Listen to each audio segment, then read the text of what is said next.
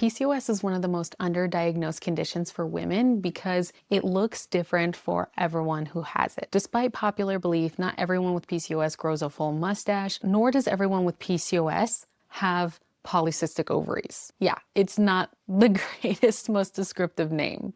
And while there's a legitimate way to actually diagnose PCOS, which we'll talk about in a second, there are a lot of different micro symptoms that you can experience with PCOS that can kind of signify that you have a diagnosis without actually being those main symptoms. And hey, if you're new, welcome. My name is Katie. I'm a registered dietitian and certified personal trainer specializing in PCOS nutrition and fitness. So if that interests you, check out some of my other videos after this one and consider subscribing. Okay, so before we get too far into what the less common symptoms of PCOS are, let's talk about what it takes to have a PCOS diagnosis so we know that for a fact first. The way that we diagnose PCOS, or that doctors diagnose PCOS, is the Rotterdam criteria, which means that you need 2 out of the 4 criteria. The first of which is amenorrhea or oligomenorrhea, which essentially means that you're having an irregular menstrual cycle longer than 36 days, or you're not having them at all.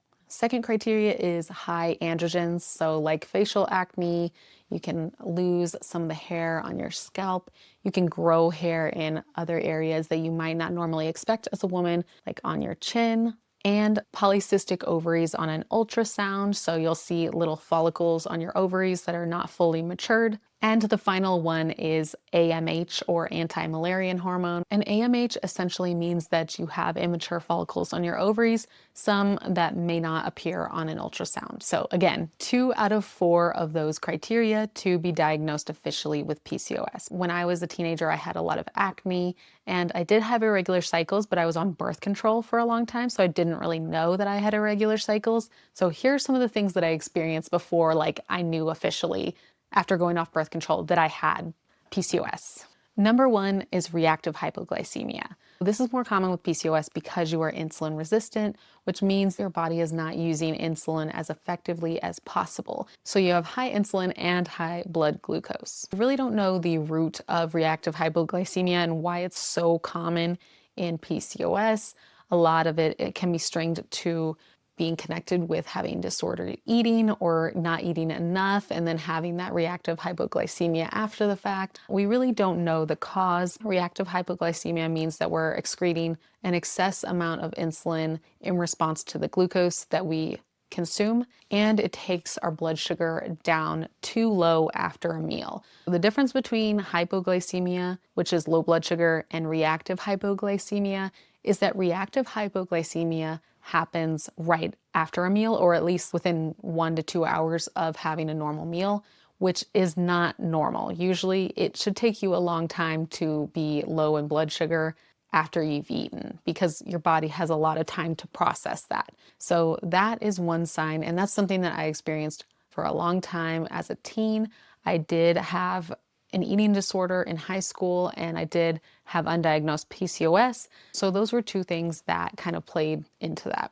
So if you want to hear more about that experience, check out the video at the end of this video, and I'll leave it in the description box as well. Sign number 2 that you have PCOS and don't even know it is skin tags. So I know I personally have some lovely little skin tags around my neck, and for the longest time I thought they were friction related only, like maybe my necklace or my neckline on my shirts are what's causing it.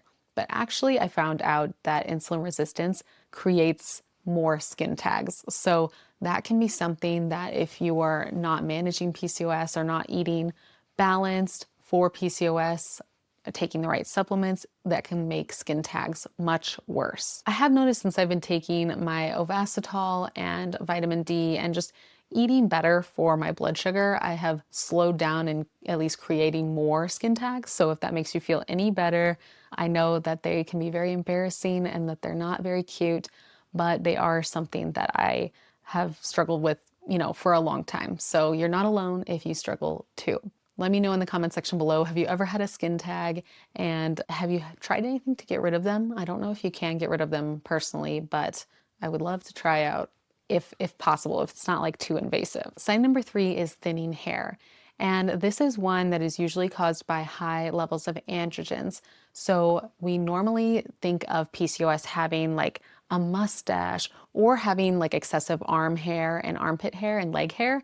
I have excessive arm hair, I feel like, but less on the face. But we don't often think of losing hair on the scalp. And so usually the reason for this, again, is high androgens. If you think of male pattern baldness being more common in men, women with PCOS experience it because of the same thing. It's a lot of excess androgens and it makes our scalp thin out. Now, my scalp thinning, I have very thick hair, but my scalp thinning is because I have had 2 pregnancies in the last 2 years. So I have 2 under 2, so I'm blessed with that, but my hair has definitely thinned out since. So that's not a symptom that I've personally experienced, but let us know below if you have experienced it as well.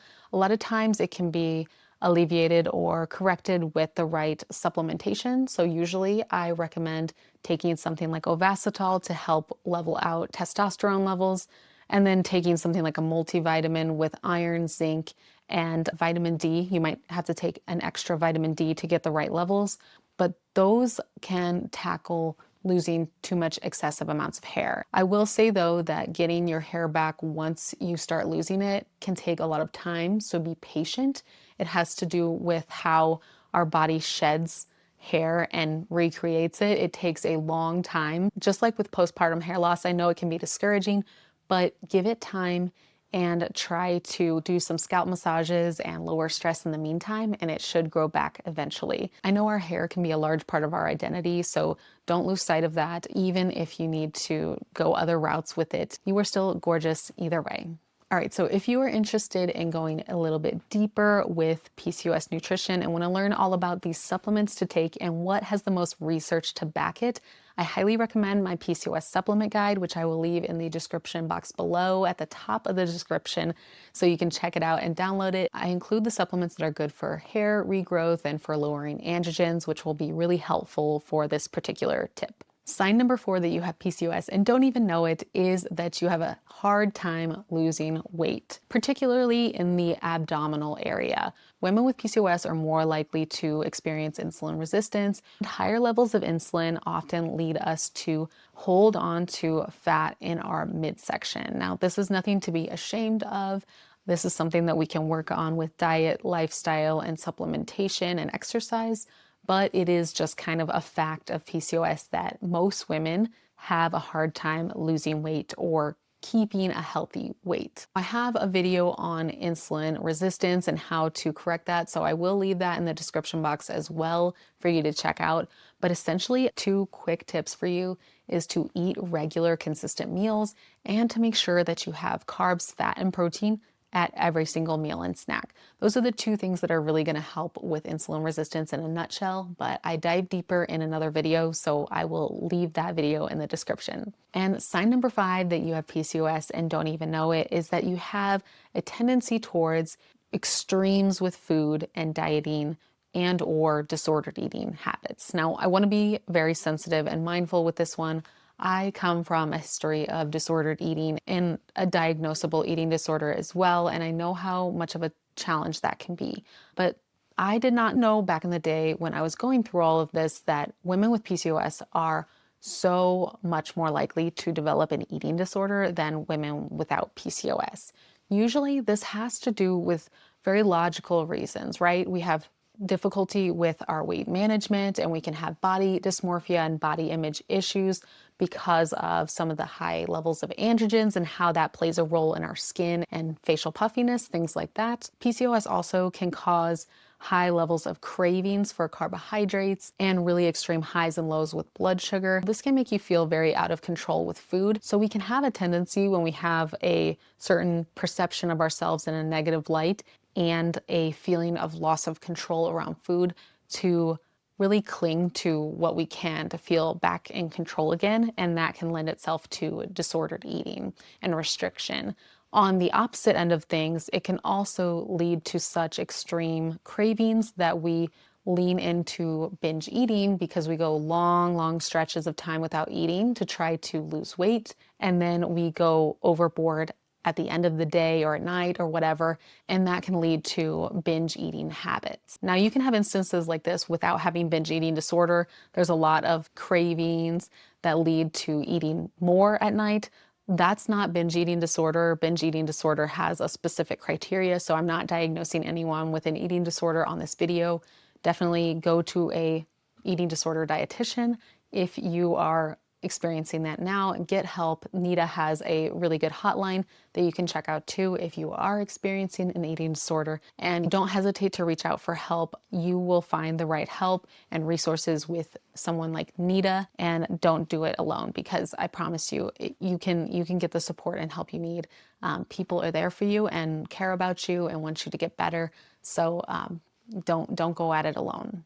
All right, so if any of these sounded all too familiar, don't panic. You might want to check with your doctor and or with a dietitian that specializes in PCOS like myself to see if you have PCOS. It's really great to get some sort of lab panel and check out what you might need to help support your PCOS. If you have any more questions about PCOS, let me know in the comments below and I will make a video on that as well. I want to help you as much as I can.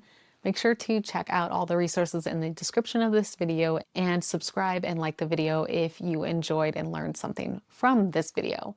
Click or tap the screen to head on over to the next video, and I will see you there. Bye guys.